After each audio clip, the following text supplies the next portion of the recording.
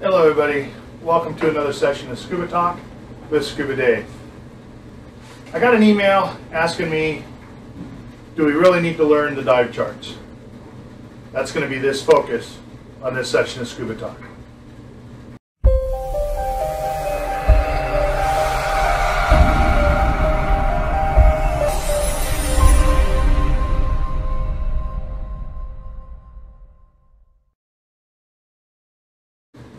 So the question I was asked was, do we really need to still follow what the dive charts?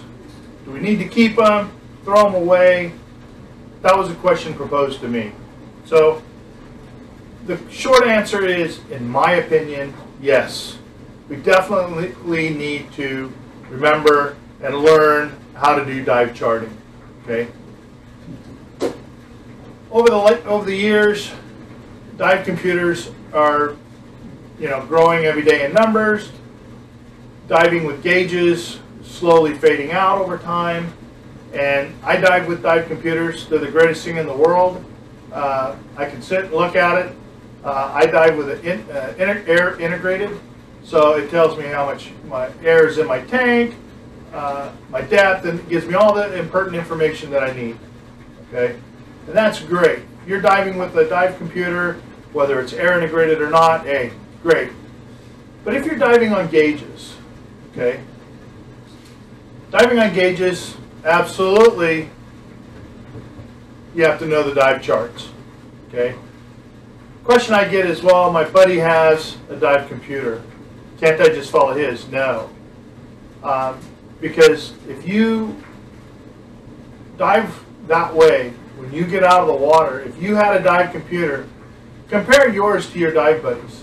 I guarantee you they're going to be different. Okay? Your buddy could have stayed a foot lower than you the whole time. You could have stayed 2 or 3 feet higher, swimming to your dive site or whatever it is you're searching for, or just cruising around if you're on a boat dive, right? Your buddy could have popped down, 10 feet below, deeper than you. Okay? So there's a lot of reasons on why I would not share my dive computer because of the way I dive and my buddy dives. Okay. So another important aspect of why it's important to learn the dive charts, even if you're diving on a dive computer. Okay. Why is it important? Okay.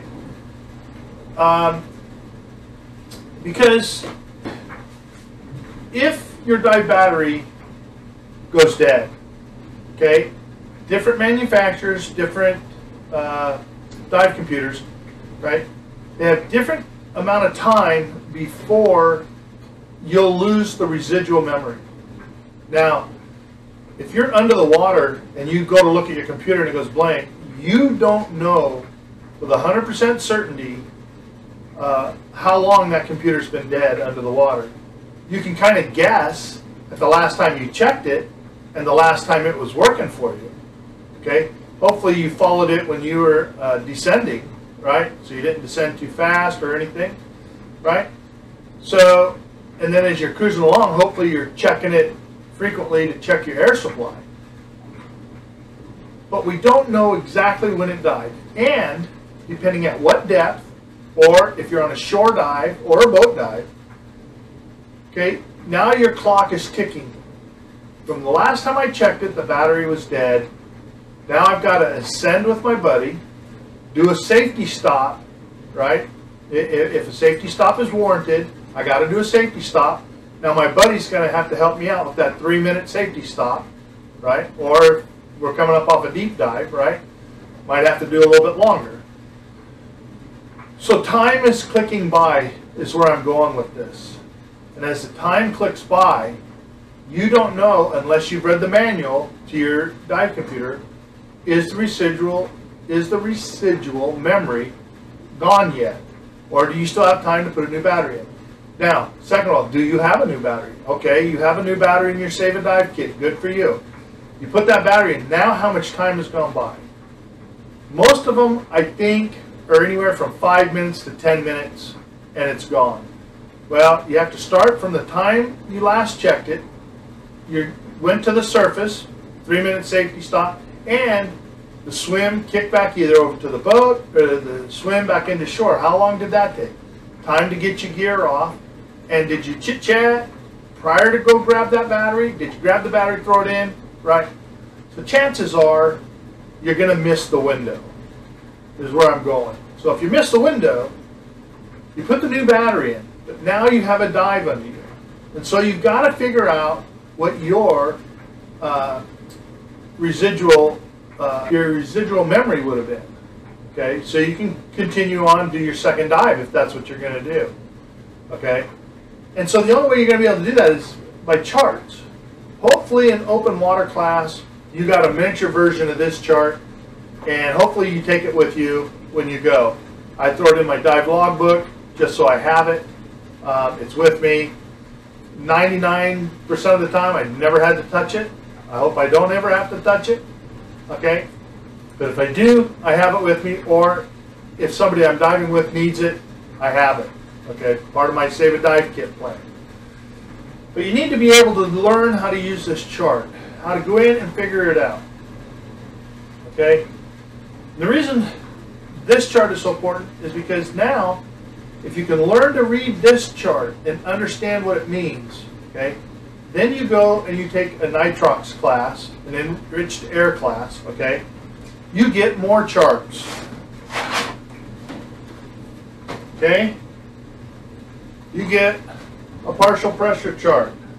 Okay, then you can get this type of chart that's going to pick out EAN 30, 31, 32, and it helps you with all the information that you're going to need. Okay, and then you'll get 2 more charts. Then you get 1 chart that's for the enriched air. This one is starting out at 30% oxygen. So you'll be able to chart it that way. Say you were diving nitrox. When your dive computer went out, you want that residual memory, right? Here's a nitrox chart. If you don't know how to read the open water, you're not going to be able to read this one. So you got to learn how to read them. Okay? The other chart you're going to get is another one. This is 36%. Same thing. You got to learn how to read them if you're going to dive with them. Okay? So I encourage you, if you are an open water diver, I don't care how many dives you have under your belt, okay, if you have never learned these charts, I encourage you to take the time to learn them. The information you may gather may not help you, but it may help a dive buddy or somebody in the dive at the dive site, right, that's gearing up. Maybe they just came back from theirs and, oh boy, you know, and you can give them that knowledge to help them be able to go back and do a second dive or whatever their plan was. Okay. I encourage all instructors and dive shops out there. I know a lot are being taught by the online classes and things of that nature, but you know, take time and go over the charts with them. I know the online classes, some of them will go over the charting with them, but to me, hands-on, face-to-face with somebody is going to help answer questions that they can't answer while online. And even though I do have some students that take online classes, as an instructor, ask yourself how many of them actually call you at home or call you at the dive shop and say, hey, I didn't understand this. Can you explain it? A lot of them won't do it. Okay? They know the answer to that question, they'll accept it and move on. So when I have online students, what I like to do is right before we go to the pool, I like to take some time and make sure they understand the charting, whether it be for nitrox or whether it be for open water. Okay? I want them to understand them and know what they mean. I even have a worksheet that I print out and give them, and we will actually chart a couple dives. We do several of them so they can understand exactly how to use the chart. And so I hope I answered the questions to the emails that I got, and if you have any questions about some of the content we put out here, please feel free. Either comment below or send an email. My email address is scubadave94@gmail.com. And we encourage you to give us a thumbs up and hit the the bell, and subscribe to the channel. And that way you'll be notified when further videos come out. So for this week on Scuba Talk with Scuba Dave, I want to say have fun, be safe, and keep diving.